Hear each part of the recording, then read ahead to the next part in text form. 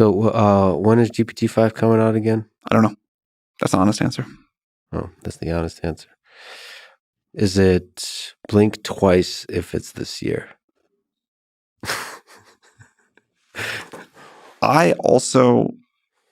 We will release an amazing new model this year. I don't know what we'll call it. So that goes to the question of like, what's the way we release this thing?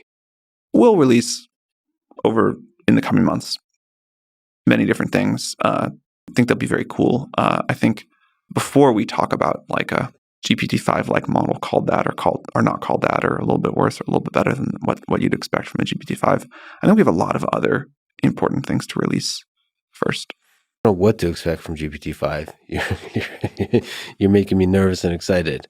What are some of the biggest challenges and bottlenecks to overcome for whatever it ends up being called, but let's call it GPT-5? Just interesting to ask.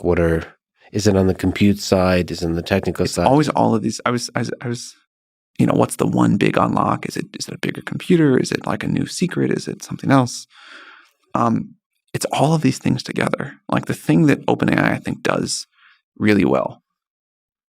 This is actually an original Ilya quote that I'm going to butcher, but it's something like, we multiply 200 medium-sized things together into one giant thing.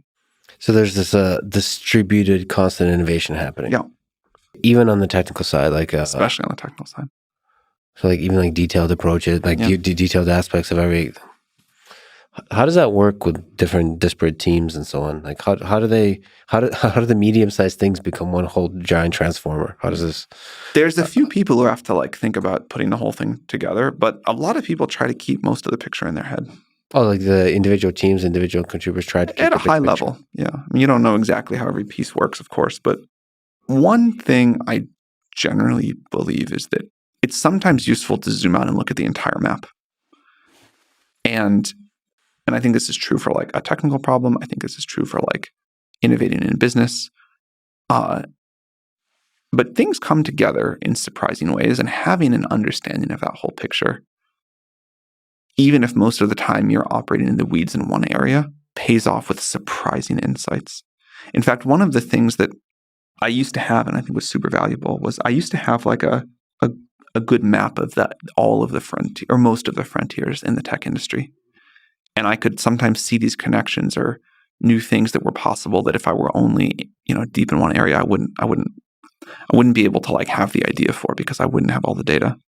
And I don't really have that much anymore. I'm like super deep now. But I know that it's a valuable thing. You're not the man you used to be, Sam. Very different job now than what I used to have.